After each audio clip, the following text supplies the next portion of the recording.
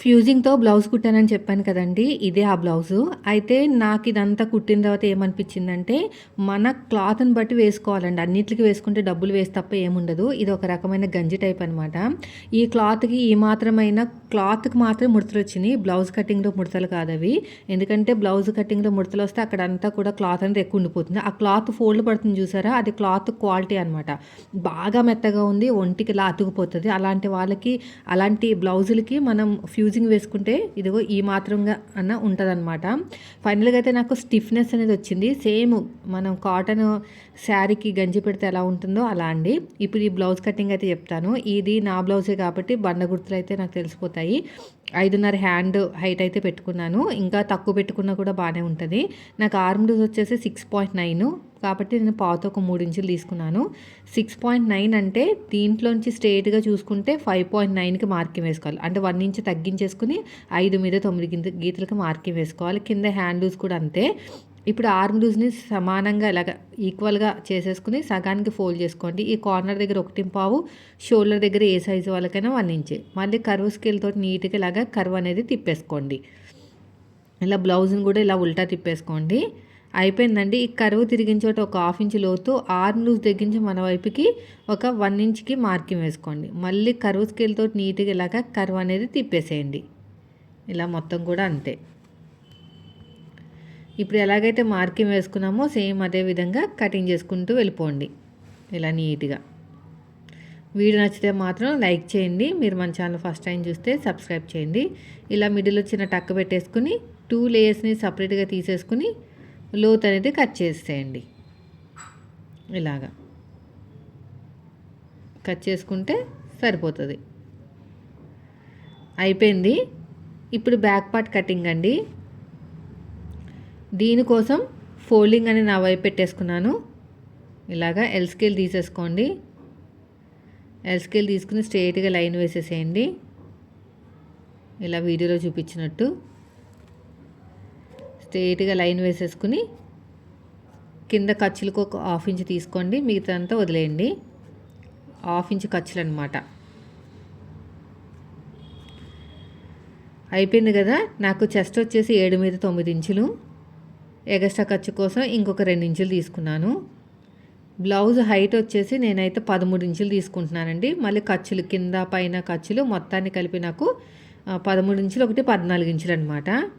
ఇక్కడ మనకి ఇక్కడ కూడా 8 ఇంచులు మార్కింగ్ వేసుకుని ఎగస్ట్రా ఖర్చు కోసం 2 ఇంచులు తీసుకోండి. ఇప్పుడు మార్కింగ్ అనేది వేసేసుకోండి ఇలా మొత్తం కూడా. ఇలా మళ్ళీ ఎగస్ట్రా ఒక 2 ఇంచులు. నెక్ విడ్త్ వచ్చేసి నేను 2 ఇంచులు తీసుకుంటున్నాను. ఎగస్ట్రా ఖర్చు కోసం 1/2 ఇంచు. నెక్ డీప్ వచ్చేసి 10 ఇంచుల నుంచి 11 ఇంచులు తీసుకోవచ్చు. నేనైతే 10 ఇంచులు తీసుకుంటున్నాను. కింద 2.5 తీసుకుంటున్నానండి. అంటే ఎక్కువ బ్రాడ్ నచ్చదనమాట. అయినా నాది బాడీ సన్నగా ఉంటుంది కాబట్టి మరీ బ్రాడ్ కూడా నాకు ఎక్కువ నచ్చదు. ఇలా కర్వ్ స్కేల్ తోటి నీట్‌గా ఇలా కర్వ్ అనేది తిప్పేసుకోండి. ఇది అయిపోయిన తర్వాత ఫుల్ షోల్డర్ మొత్తానికి నేను ఒక గీత తక్కువ 5 ఇంచులు తీసుకుంటున్నానండి. ఒక గీత తక్కువ 5 ఇంచులు. చంక డౌన్ వచ్చేసి ఒక 5.5 తీసుకుంటున్నాను. అది మ్యాచ్ కాకపోతే మళ్ళీ మనం చూసుకోవాలి. అడ్జస్ట్మెంట్ అనేది చేసుకోవాలి. ఈ కర్వ్ లైన్ తోటి నీట్‌గా ఇలా కర్వ్ అనేది తిప్పేసుకోండి. షోల్డర్ దగ్గర కావాల్సినంత ఖర్చు వదిలేయండి. ఈ లైన్ కింద నుంచి కొలుచుకోండి. ఇలా మొత్తం కూడాని నాకు మ్యాచ్ అవ్వలేదండి. అందుకని మళ్ళీ కొంచెం పైకి పెట్టాను. ఎందుకంటే నాకు ఆర్మ్ లూజ్ తక్కువ, కొంచెం బాడీ ఆర్మ్ లూజ్తో సమానంగా లేదనమాట.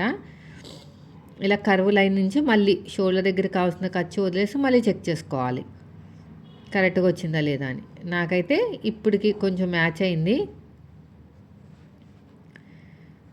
ఇంకా కొంచెం పైకి పెట్టుకోవాలి. ఇంకా కొంచెం అటు ఇటుగా ఉందన్నమాట.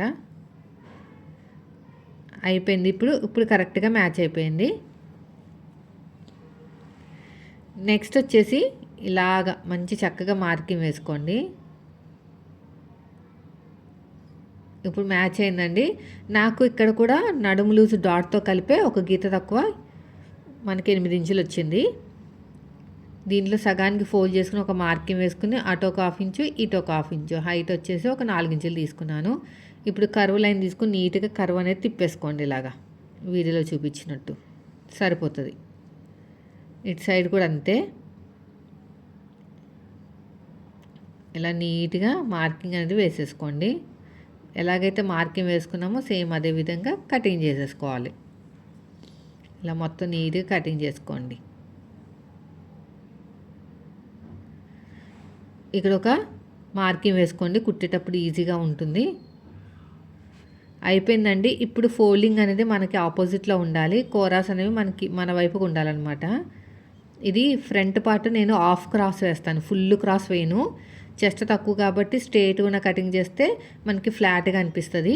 అలా కాకుండా ఇలా కాకుండా నేను కొంచెం క్రాస్గా వేస్తాను అనమాట. నా కటింగ్లో ఇలాగా అంటే మనం బాడీకి తగ్గట్టు కటింగ్ మార్చుకోవాలండి. అందరికీ ఒకే కటింగ్ సెట్ అవ్వదని చెప్తూ ఉంటాను కదా. నేను క్రాస్గా తీసుకున్నాను అనుకోండి, ఆ షేప్ అనేది అంత బాగోదన్నమాట చెస్ట్ లేని వాళ్ళకి. పోనీ స్ట్రేట్గా తీసుకుంటే మరీ మళ్ళీ ఫ్లాట్గా ఉంటుంది. అందుకని చెప్పేసి నేను లైట్ క్రాస్ తీసుకుంటాను, సెట్ అవుతుంది లైట్ క్రాస్ అయితే. ఇలా మార్కింగ్ వేసుకున్న తర్వాత ఫ్రంట్ పార్ట్ హైట్ వచ్చేసి నాకు పైన ఖర్చులు వదిలేసి 10.5 ఇంచులకి మార్కింగ్ వేసుకున్నానండి. ఇలా ఒక 1/2 ఇంచు లోతు అయితే తీసుకోండి. షోల్డర్ దగ్గర కావాల్సిన ఖర్చు వదిలేయండి. వదిలేసుకుని ఫ్రంట్ నెక్ వచ్చేసి 6 ఇంచులు, 6 ఇంచులకు మార్కింగ్ వేసుకోండి.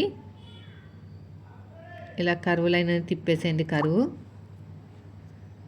మనకి కర్వ్ లైన్ అనేది కర్వ్ స్కేల్ తోటి తిప్పుకోవాలి, అప్పుడే పర్ఫెక్ట్గా వస్తుంది, లేదంటే రాదు. ఫ్రంట్ పార్ట్ హైట్ వచ్చేసి 10.5 ఇంచులండి.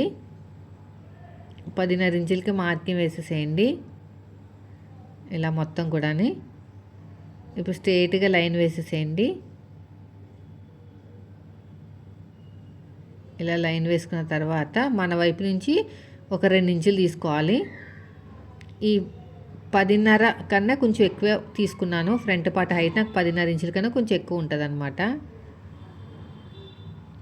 మన వైపు నుంచి ఇక్కడ చూడండి, ఉక్సుపట్టి కాజాపట్టికి లైట్గా ఖర్చు వదిలేనండి. మన వైపు నుంచి 2 ఇంచులు, డాట్కి మధ్యన గ్యాప్ 1 ఇంచ్ కన్నా కొంచెం తక్కువ ఉంది. హైట్ వచ్చేసి ఒక 2.5 ఇంచులు తీసుకోండి, సరిపోతుంది. మనకి ఫ్రంట్ పార్ట్ హైట్ దగ్గర నుంచి 1.5 ఇంచులు పైకి మార్కింగ్ వేసుకోండి. ఇలా వస్తుందన్నమాట. నెక్ దగ్గర ఒక 1/2 ఇంచు వదిలేసుకుని డాట్ కోసం మార్కింగ్ వేస్తాం కదా. 3వ డాట్ అనేది నేను ఇలా ప్రిన్సెస్ కట్ కలిపేస్తాను. 3 డాట్లు వేయను, షేప్ అనేది మరీ హైలైట్ అయిపోతుందని. చెస్ట్ లేని వాళ్ళకి కొంచెం షేప్ ఉంటేనే బాగుంటుంది, ఎక్కువ హైలైట్ అయిపోతుందని నేను మొత్తం కలిపేస్తాను అనమాట. అంటే 3వ డాటు, మెయిన్ డాట్ అవన్నీ కలిపేస్తాను నేను. ఇలా నీట్గా కటింగ్ చేసుకుంటూ వెళ్ళిపోండి. ఇక్కడ కూడా అంతే. ఇక చిన్న టక్ అయితే ఇచ్చేసేయండి, ఇక్కడ చిన్న టక్ ఇచ్చేసేయండి. ఇచ్చిన తర్వాత ఇదే మార్కింగ్ అడుగు భాగంలో కూడా పెట్టుకోండి, సరిపోతుంది. అయిపోయింది. ఇప్పుడు షేప్ బెల్ట్ అండి, బ్యాక్ పార్ట్ మీద ఫ్రంట్ పార్ట్ పెట్టేసుకోండి. ఇలాగా పెట్టుకున్న తర్వాత ఇక్కడ మనకి షేప్ కొంచెం నడుము దగ్గర క్రాస్గా కట్ చేసుకోవాలండి, అప్పుడే మనకి బాగుంటుంది అనమాట. బ్యాక్ పార్ట్ మీద ఫ్రంట్ పార్ట్ పెట్టేసుకోండి. పెట్టేసుకుని ఇక చూడండి, ఇదిగోండి ఒక 1/4 ఇంచు టేప్ని పైకి వదిలేస్తే నాకు 2.5 ఇంచుల దాకా వచ్చింది, సరిపోతుంది 2.5 ఇంచులు అనేది. అంతే. ఇప్పుడు షేప్ బెల్ట్ అయితే కట్ చేసుకుందాం. దీనికోసం ఇక్కడ చూసారా కూర ఉన్న క్లాత్ని తీసేసుకోవాలండి. ఇక్కడ 1.5 ఇంచు వెడల్పుతోటి కూర ఉన్న క్లాత్ని తీసేసుకోండి. తీసుకున్న తర్వాత పొడుగు వచ్చేసి మనకు ఒక 10 ఇంచులు సరిపోతుంది. నడుములు తక్కువే ఉంది, 10 ఇంచులు అయితే సరిపోతుంది. ఇలాగా ఇక స్ట్రేట్గా ఒక లైన్ వేసేసుకొని సరిపోతుంది. ఈ సైడ్కి 2.5, పొడుగు వచ్చేసి ఒక 10 ఇంచులు. ఇక్కడ ఉక్సుపట్టి కాజాపట్టి వైపుకి 3 ఇంచులు, మెయిన్ డాట్ దగ్గర 2.5. అంతే, ఇంకేం అవసరం లేదండి.